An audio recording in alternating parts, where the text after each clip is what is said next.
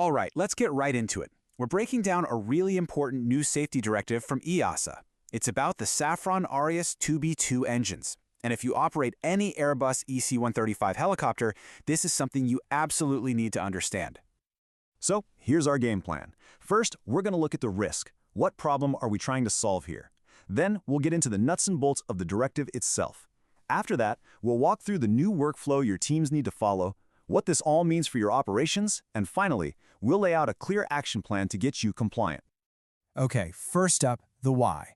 To really grasp the urgency of all this, you have to understand the serious in-flight danger that forced EASA's hand and made them issue this directive in the first place. It really all boils down to the one question that keeps every helicopter operator up at night. What could possibly make one of your engines just quit mid-flight with absolutely no warning? And believe it or not, the answer is kind of terrifying in just how small it is. The root cause of this massive, potentially catastrophic problem is a tiny fuel clog, something smaller than the head of a pin. The technical term for this is fuel coking. And what's happening is, over time, the high heat inside the engine literally bakes residual fuel into these hard little carbon deposits. It's a quiet, sneaky process that slowly but surely starts to strangle the engine's fuel supply. And here you can see that dangerous chain reaction laid out. It all starts with the coking. Then, as that buildup gets worse, it restricts the flow through the injector. The real danger point is when you have a sharp change in power demand. The clog suddenly starves the engine of fuel, and boof, you get a flameout, an uncommanded shutdown. So now that we know the problem, let's talk about the solution. This is where we get into EASA's formal response, the Proposed Airworthiness Directive, or PAD 25-138, which came out on September 4th, 2025. This lays out exactly what needs to be done.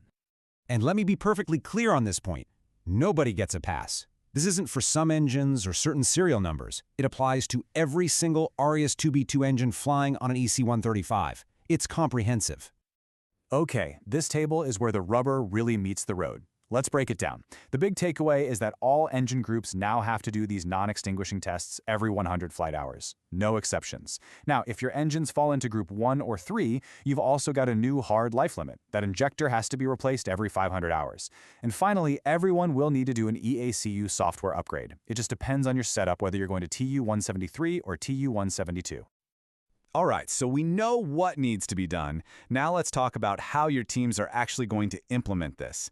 This next part is for all you engineers and camo personnel. This is your new workflow. Think of this as your new maintenance rhythm. It's a 4-step process. First, you've got to review all the relevant Safran service bulletins.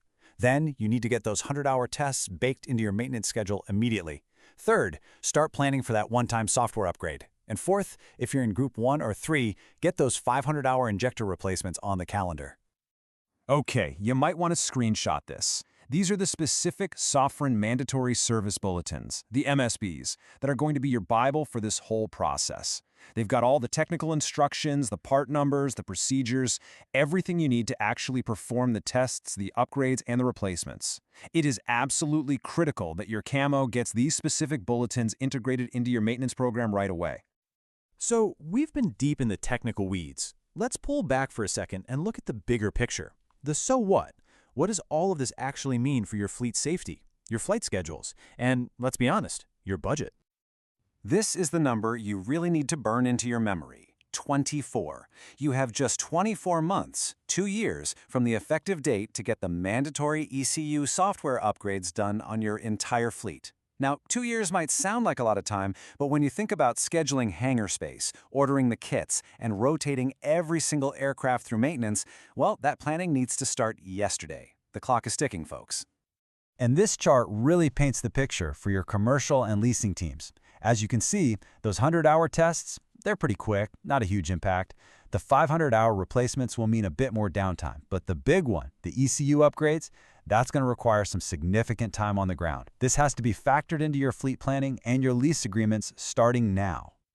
And just in case anyone thinks there's some wiggle room here, let's just look at the regulator's own words. EASA couldn't be more clear. This is a mandatory action to prevent an unsafe condition. This isn't a friendly suggestion, it's a legal requirement.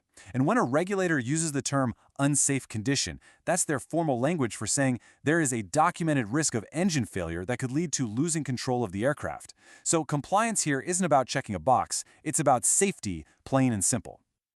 All right, let's bring it all home. We're going to put all these pieces together into one clear, unified timeline for action. This is your roadmap for making it happen and getting to full compliance. So, here are your key dates. That 100-hour test interval, that actually carried over from an older AD back in November 2024, so you should already be doing that. Then, this new PAD officially dropped in September of 2025. The most important date to look forward to is September 2027. That is when that 24-month window for the software upgrades slams shut. So, at the end of the day, it all comes down to this. The directive is out. The risks are very, very real. The deadlines are set in stone. The only question left is for you and your organization. Is your compliance plan active? Is it funded? And are you moving now to protect your fleet?